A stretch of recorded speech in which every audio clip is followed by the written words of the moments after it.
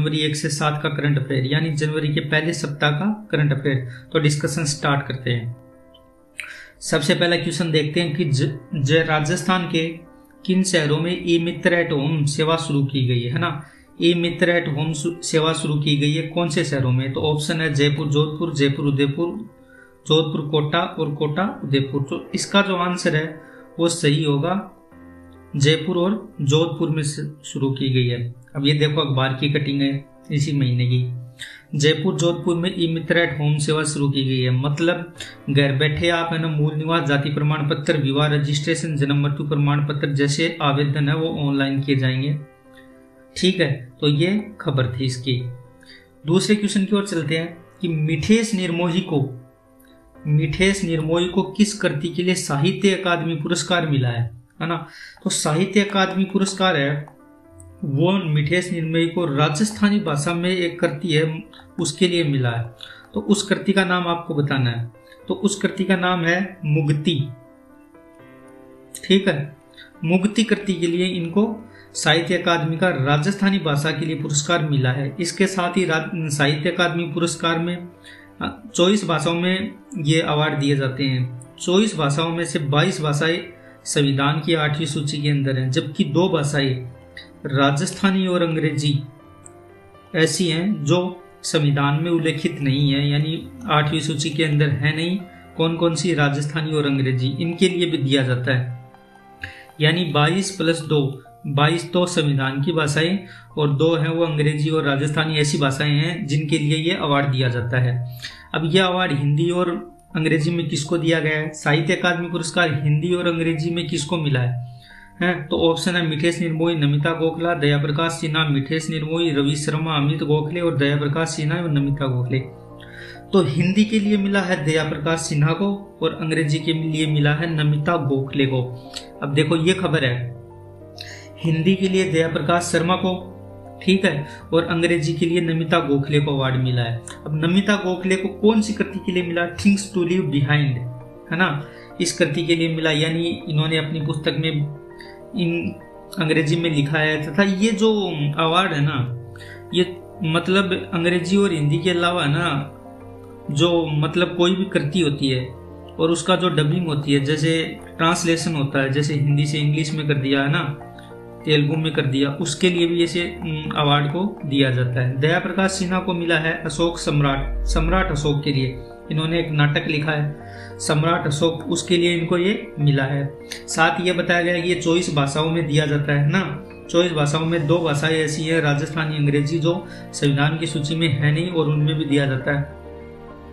ये जो पुरस्कार है 1954 में इसकी शुरुआत की गई थी, लेकिन जो पहला साहित्य अकादमी पुरस्कार है ना वो 1955 में दिया गया था। ठीक है, इसके बाद जो राशि है ना वो 1 लाख रुपए। आपको ऑनलाइन क्या है कई जगह 50,000 ही मिलेगी, है ना, वो गलत है। ये उसकी साइट से लिया हुआ लेटेस्ट 2009 से इन्होंने शुरू कर दिया 1 लाख रुपए। ठीक है, और ये सबसे पहला कब दिया गया था? 1955 में पहला पुरस्कार दिया गया था। नेक्स्ट क्वेश्चन, राजस्थान का पहला हाइड्रो एनर्जी प्लांट कहाँ लगेगा, है ना। ये प्लांट है वो कहाँ लगेगा, कौन सा हाइड्रो एनर्जी प्लांट? तो ये ऑप्शन है 12, बाड़मेर, जैसलमेर, जोधपुर। तो इसका सही आंसर है 12। देख लेते हैं। देश का एकमात्र ऐसा जिला, देश का, राजस्थान का ही नहीं, ये देश का ऐसा जिला है जहां कोयला, भाप, गैस, सौर ऊर्जा, भूसा और पानी से बिजली बनती है ना। अब ये 12 के शाहाबाद में देखो आप, 12 के शाहाबाद में 12 से 80 किलोमीटर दूर शाहाबाद में राजस्थान का पहला हाइड्रो एनर्जी प्रोजेक्ट लगेगा, है ना। राजस्थान का पहला हाइड्रो एनर्जी जो प्लांट है वो कहाँ लगने वाला? 12 जिले में लगेगा, और 12 में भी कहाँ? शाहाबाद में। ठीक है, ये शाहाबाद में लगने वाला है। साथ ही 12 के अंदर सोलर, गैस, कोयला, भाप सभी प्रकार से बिजली बनती है। नेक्स्ट, स्टैच्यू ऑफ इक्वलिटी कहाँ स्थित है? तो इसके ऑप्शन है गुजरात, तेलंगाना, कर्नाटक और आंध्र प्रदेश। अब देखो ये जो स्टैच्यू ऑफ इक्वलिटी है ना, ये है तेलंगाना में, तेलंगाना के हैदराबाद में है। ठीक है, अब शायद आप गुजरात सोचते हैं ना, लेकिन गुजरात में कौन सी है? गुजरात में है statue of unity, Sardar Vallabh भाई पटेल, सरदार वल्लभ भाई पटेल की। जबकि स्टेच्यू ऑफ इक्वलिटी यानी समानता का जो प्रतीक है ना, एकता के प्रतीक के लिए तो ये सरदार वल्लभ भाई पटेल को है ना, क्योंकि राजस्थान ही नहीं पूरे भारत का एकीकरण किया था इन्होंने, एक धागे में पिरोया था पूरे देश को, इसलिए यूनिटी है इनकी जो स्टेच्यू उनका नाम। और स्टेच्यू ऑफ इक्वलिटी है वो यही अभी 2022 में इसका उद्घाटन किया गया। कहाँ पे? ये तेलंगाना में बनने वाली है। और इसके बारे में क्या है, मतलब ये बन के तैयार हो चुकी है। इसकी खास विशेषताएं क्या है? ये सबसे बड़ी सिटिंग मूर्ति है, यानी बैठी हुई मूर्ति है ना। इससे लंबी मूर्तियां भी हैं, लेकिन ये जो मूर्ति है ना, ये है बैठी हुई मूर्ति। ये रामानुजाचार्य को समर्पित है। रामानुजाचार्य कौन थे? वैष्णव पंथ से एक संत थे ये, है ना। तो ये जो मूर्ति है कहाँ पे है? यह हैदराबाद में बनने वाली है, हैदराबाद में, तेलंगाना के अंदर, ठीक है। और इसकी जो लंबाई है ना वो 216 फीट रखी गई है। और ये किसको समर्पित है? ये रामानुजाचार्य को समर्पित है, रामानुजाचार्य को। ये वैष्णव धर्म के संत थे, मतलब, है ना। और इनकी जो मूर्ति है उनका नाम है स्टेच्यू ऑफ इक्वलिटी, ठीक है। अब राजस्थान में प्रथम कृषि बजट पेश किया जाएगा। राजस्थान में जो प्रथम कृषि बजट इसी साल पेश किया जाएगा 2022-23 में। ये बहुत ही मोस्ट क्वेश्चन है ना। तो ये क्या है, न तो पहले कृषि बजट अलग से पेश किया जाता था, अब की बार पहली बार किया जाएगा। और मुख्यमंत्री अशोक गहलोत है ना, इनको पेश करेंगे। अब देखना, ये अभी की खबर है कि मुख्यमंत्री अलग से कृषि बजट 2022-23 है वो पेश करेंगे, ये वाला, है ना। साथ ही साथ बजट में किसान कल्याण संबंधी बजट का खर्च शामिल किया जाएगा। इसके साथ ही क्या होगा, इस बजट में, ये जो कृषि बजट है ना, इस बजट में होने वाला क्या है, इसमें जो खेती के लिए जो बिजली सप्लाई दी जा रही है ना, उसके लिए एक अलग कंपनी बनेगी जिसका नाम होगा एग्रीकल्चर इलेक्ट्रिसिटी डिस्ट्रीब्यूशन कंपनी, ठीक है। इलेक्ट्रिसिटी डिस्ट्रीब्यूशन कंपनी अलग बनेगी। और अब की बार कृषि बजट है वो अलग पेश किया जाएगा। साथ ही बजट में कृषि कल्याण यानी किसान कल्याण संबंधी बजट का खर्च शामिल किया जाएगा। अगला क्वेश्चन देख लेते हैं। राजस्थान के किस जिले में टेट्रा मिल्क पैकिंग प्लांट लगेगा, है ना। टेट्रा में जो मिल्क पैकिंग प्लांट है ना, वे टेट्रा दूध होता क्या है, ये मतलब दूध को ऐसी क्वालिटियों के अंदर से गुजारा जाता है, ऐसी प्रोसेस के अंदर से गुजारा जाता है ताकि इसकी क्या रख रखाव की वो खर्च कम हो जाता है तथा कई दिन तक सुरक्षित रहता है। अब ये कहाँ लगेगा? ये पाली में लगने वाला है ना। अब देखना, ये अभी क्या है, पाली में डेयरी में 60 करोड़ लागत का टेट्रा मिल्क पावर प्लांट लगने वाला है। प्लांट की स्वीकृति जारी हो चुकी है और 2022 में ही शुरू होने की पूरी संभावना। इसके साथ ही और क्या काम होने वाले हैं 2022 के अंदर? पचपदरा रिफाइनरी से अक्टूबर 2022 तक उत्पादन शुरू करने का टारगेट है ना। इसके साथ ही बीकानेर में 2000 मेगावाट का सोलर प्लांट लगेगा। पुगल में लगेगा ये 2000 प्लस 2000 यानी 4000 मेगावाट के 2 पावर प्लांट लगेंगे, 2000 के 2 यानी टोटल 4000 ये। बीकानेर में ड्राई प्रोजेक्ट का निर्माण होने वाला है, यानी सूखा बंदरगाह बनने वाला है। सेरेमिक हब और टेक्सटाइल पार्क है ना, वो अजमेर की किशनगढ़ में बनने वाले हैं। ब्यावर में वुलन और मिनरल सेक्टर, पुष्कर में होटल और रिसोर्स और केकड़ी में माइनिंग एरिया डेवलप होगा। अब आपको निम्न कथनों पर विचार करना है कि जैसलमेर में ढोला मारू सर्किट प्रस्तावित है। दूसरा, बाड़मेर जिले में तनोट बाबलियां लोंगोवाला सीमा सर्किट बनेगा। अब इनमें से सत्य कथन है उनका चुनाव करना है। तो मैं आपको बताऊं, ये जो तनोट बाबिलिया लोंगोवाला सीमा सर्किट है ना, ये भी जैसलमेर जिले में बनने वाला है ना, जैसलमेर जिले में। इससे क्या होगा, सीमा के आसपास का एरिया डेवलप होगा और उसमें पर्यटन के क्षेत्र को बढ़ावा दिया जाएगा। इसमें केवल एक सही है, ये भी जैसलमेर में बनेगा, ये भी जैसलमेर में बनेगा। ढोला मारू सर्किट भी प्रस्तावित है। अब देखते हैं कि भारत पाक सीमा पर बॉर्डर टूरिज्म है वो शुरू होने वाला है 2022 के अंदर। इसमें क्या बताया गया है कि प्रोजेक्ट में तनोट लोंगेवाला बबलियान सर्किट डेवलप होगा। इसके साथ ही इधर देखो आप, जैसलमेर में 3500 बीघा जमीन पर बनेगा ढोला मारू टूरिस्ट कॉम्प्लेक्स। इसमें लगभग 10 करोड़ रुपए का खर्च आएगा। इसके साथ ही जो DMIC है, दिल्ली मुंबई इंडस्ट्रियल कॉरिडोर, ये 2022 तक बनेगा। ये देश का पहला ग्रीनफील्ड एक्सप्रेसवे बनने वाला है। अब एक क्वेश्चन और है कि भारत एवं राजस्थान का पहला ट्रैफिक सिग्नल फ्री शहर, यानी जहां ट्रैफिक की लाइट ही नहीं होंगी, है ना, तो वो कौन सा शहर बनने वाला है? वो है कोटा। कोटा से पहले पूरे वर्ल्ड में एक ही शहर है, उसका नाम है भूटान की राजधानी थिम्पू। भूटान की राजधानी थिम्पू है। वो एक ऐसा एकमात्र दुनिया का शहर है जहां पे ट्रैफिक सिग्नल फ्री शहर बना दिया गया है उसको। ठीक है, ये देखो कोटा बनेगा ट्रैफिक फ्री सिग्नल शहर थिम्पू के बाद, यानी भूटान की राजधानी थिम्पू के बाद कोटा सिटी को भी ट्रैफिक सिग्नल फ्री बनाने का विचार है। 2022 में इसका काम पूरा होने वाला है।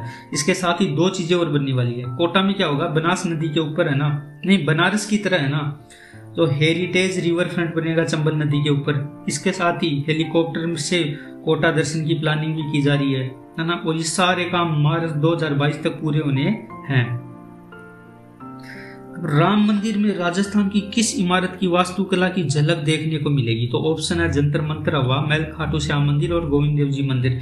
यानी राम मंदिर में आप जाओगे ना बनने के बाद, तो आपको ऐसा लगेगा कि राजस्थान की एक इमारत जैसी दिख रही है। वो कौन सी इमारत है आपको बताना। तो इसका जो आंसर है वो हवा महल हो जाएगा। ठीक है, हवा महल के जो झरोखे हैं वो वहां भी बनाए जा रहे हैं। अब ये देखो इसी वीक की खबर है, राम मंदिर में हवा महल से झरोखे होंगे और राजस्थानी शैली के मेहराब भी बनेंगे। इस प्रकार के ये वाले जो दिख रहे हैं ना आपको, इस प्रकार के राम मंदिर के अंदर बनाए जाने प्रस्तावित है। अब राजस्थान में किस नदियों का पानी लाने का प्रस्ताव है? यानी दो नदियां हैं जिनको जोड़ के राजस्थान में पानी लाने का अभी जो लेटेस्ट है ना, वो एक खबर आई है ना। तो ऑप्शन केन बेतवा, शारदा यमुना, गंगा यमुना, नर्मदा चंबल। तो इसका जो आंसर है ना वो शारदा यमुना है ना। शारदा नदी एक हिमालय नदी है और ये नेपाल में जाती है ना। तो ये शारदा नदी है ना, इसका पानी नेपाल में जाता है। उससे जो ओवरफ्लो पानी है ना उसको यमुना नदी के साथ जोड़ा जाएगा। यमुना नदी से जोड़ने के बाद राजस्थान, हरियाणा, इसके साथ ही क्या है, राजस्थान हो गया, हरियाणा हो गया और गुजरात हो गया, ये तीनों में पानी का डिस्ट्रीब्यूशन किया जाएगा है ना। और शारदा नदी है, नेपाल में शारदा नदी पर 5 जलाशय बनेंगे है ना। और पहले है ना, इससे पहले उत्तराखंड के अंदर है ना यमुना का पानी लाया जाएगा, फिर इन दोनों को जोड़ा जाएगा और फिर राजस्थान, हरियाणा और गुजरात में सप्लाई की जाएगी। अब आपको बताना कि वर्ष 2023 में फीफा वर्ल्ड कप का आयोजन कहाँ होगा। ऑप्शन है यूएई, कतर, ब्राजील और उरुग्वे। तो फीफा वर्ल्ड कप 2023 का आयोजन होने वाला है कतर में। ठीक है, अब ये देखो आप, कतर ने इतनी खतरनाक तैयारी की है कि उस पर 22 लाख करोड़ रुपए खर्च कर दिए हैं है ना। कितने रुपए? 22 लाख करोड़ रुपए। ये 165 देश की जीडीपी से भी ज्यादा है। तो ये क्या है, कहाँ होने वाला है? कतर में होने वाला है। इसके अंदर 32 टीमें भाग लेगी और 5 शहरों में होगा। अब भारत में सबसे बड़ा सौर ऊर्जा संयंत्र कहाँ स्थापित होगा? तो अभी जो प्रस्तावित है ना वो बीकानेर के पुंगल में प्रस्तावित है, जहां पे 4000 मेगावाट के पावर प्लांट लगने वाले हैं, जिसमें 2000 मेगावाट के 2 पावर प्लांट लगेंगे। एक को बनाएगा RVUNL, राजस्थान विद्युत उत्पादन निगम लिमिटेड, दूसरे को बनाएगा Rajasthan renewable energy corporation limited है ना। दोनों मिलकर बनाने वाली है। कहाँ बनेगा? ये पुंगल में बनेगा। पुंगल कहाँ पे है? यह बीकानेर में है। यहाँ पे देखो आप 4000 मेगावाट की बिजली का उत्पादन होगा, जहाँ पे 2000 + 2000 यानी 2000 मेगावाट का एकल सोलर पावर प्लांट हिंदुस्तान के इतिहास में सबसे बड़ा होगा। इसमें RVUNL और RRECL मिलकर दोनों लगा रही हैं। अब खेजड़ली स्मारक कहाँ बनेगा? खेजड़ली स्मारक प्रस्तावित है कहाँ पे? जोधपुर में बनने वाला है 292 साल बाद है ना। 1730 में क्या हुआ था, घटना हो गई थी खेजड़ली की। उसके बाद वहां पे उसी जगह पे अब क्या बनने वाला है, एक स्मारक बनेगा। अमृता देवी और उनके जो साथी थे, 363 लोग शहीद हुए थे वहां पे, बच्चे, औरत और पुरुष मिला करके। तो उन सब की याद के अंदर क्या होगा, खेजड़ली स्मारक बनने वाला है। दिसंबर 2021 में बेरोजगारी दर भारत की कितनी रही है ना। तो भारत की बेरोजगारी दर थी 7.91%, जबकि राजस्थान की बेरोजगारी दर है 27.1% है ना।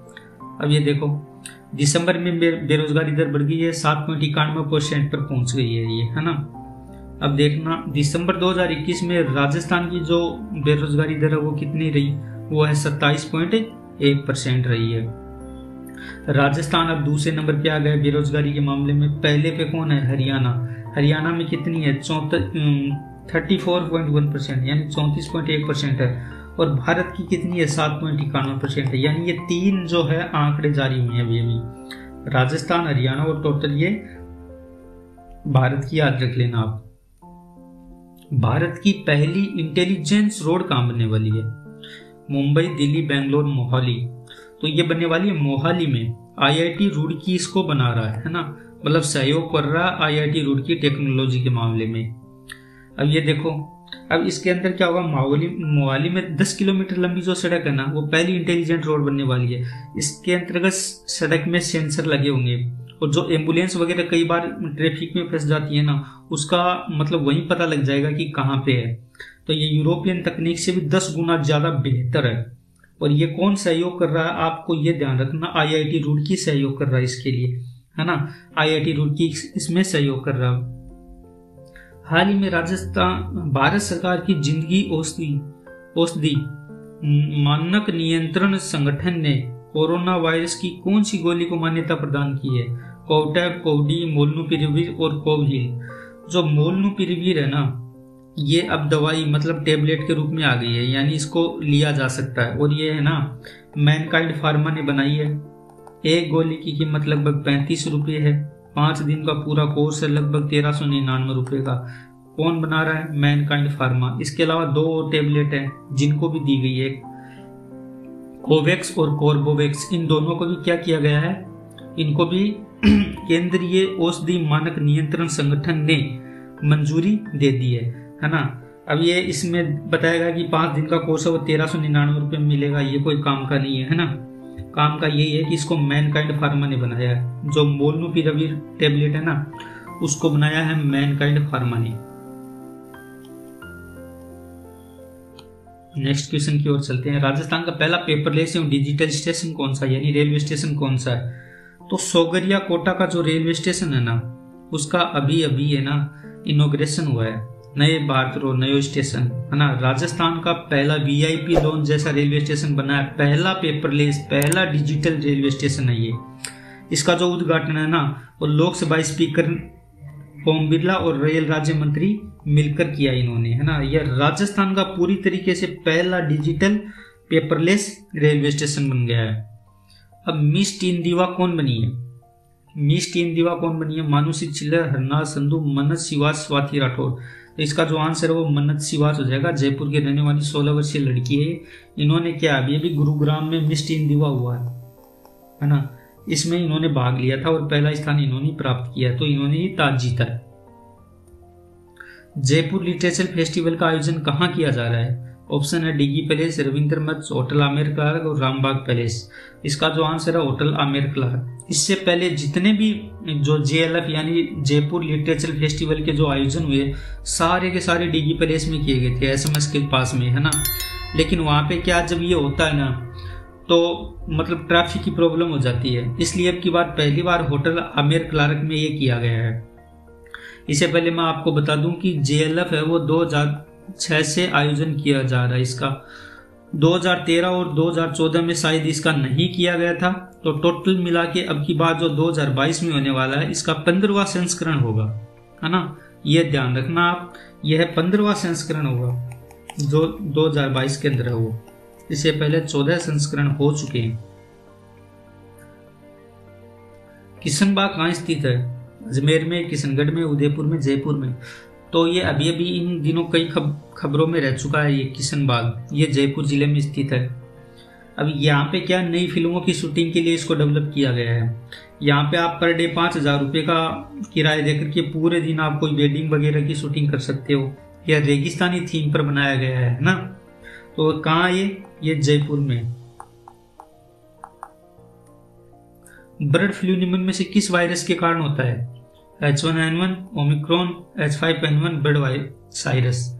जो ये जो होता है ना, H5N1 के कारण होता है ना। और इसमें क्या है कि जो अभी अभी इन दिनों क्या पक्षियों की मौत हो रही है, अचानक पक्षियों की मौत हो रही है, तो ये न्यूज में आ गया है। तो ये किससे होता है आप याद रखना, H5N1 से होता है। जबकि यहाँ पे जो ओमिक्रॉन है वो कोरोना से रिलेटेड है और H1N1 है वो स्वाइन फ्लू से रिलेटेड है।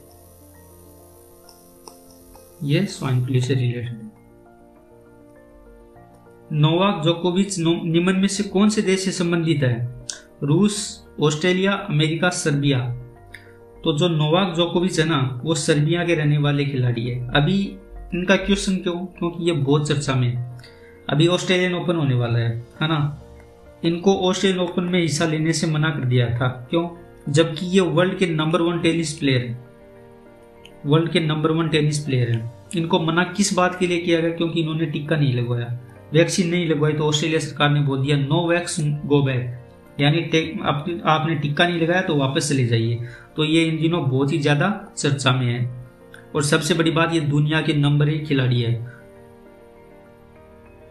सांसद और विधायकों के लिए चुनाव में खर्च करने की सीमा क्रमशः कितनी है? तो मैं बता दूं कि पहले है ना, सांसद 70 लाख रुपए खर्च कर सकते थे चुनाव में, जबकि जो एमएलए होता था वो चुनाव लड़ने के लिए जब खर्च कर सकता था वो 28 लाख रुपए खर्च कर सकता था। तो ये 70 लाख से बढ़ा के 95 लाख और 28 लाख से बढ़ाकर 40 लाख रुपए कर दिए गए। ये अभी लेटेस्ट ही किए गए हैं। ये देखो, सांसद का चुनाव लड़ने के लिए अधिकतम खर्च सीमा 95 लाख रुपए और विधायक की हो गई 40 लाख रुपए। ग्रीन एनर्जी कॉरिडोर के चरण 2 में केंद्र सरकार के निवेश का हिस्सा कितना है? तो ये जो केंद्र सरकार का इसमें हिस्सा है वो 33% है। ये ग्रीन एनर्जी कॉरिडोर है, कई राज्यों से होकर गुजरेगा, है ना। मतलब अब बनाए जा रहे हैं ये इलेक्ट्रिकल जो सर्किट वाले जो रोड है वो बनाए जा रहे हैं। तो अब इसमें परियोजना में जो 33% हिस्सा है वो केंद्र सरकार वहन करती है। अब एक प्रश्न देखो, ग्रामीण ओलंपिक का नाम बदलकर क्या कर दिया गया है? तो आप ये ध्यान रखना, ये बहुत ही मोस्ट क्वेश्चन है। इसका नाम कर दिया गया राजीव गांधी ग्रामीण ओलंपिक। अभी लेटेस्ट किया गया, ग्रामीण ओलंपिक अब राजीव गांधी के नाम पर माना जाएगा। देखो आप, राजस्थान ग्रामीण ओलंपिक खेलों का नाम परिवर्तित करके राजीव गांधी ग्रामीण ओलंपिक कर दिया गया है।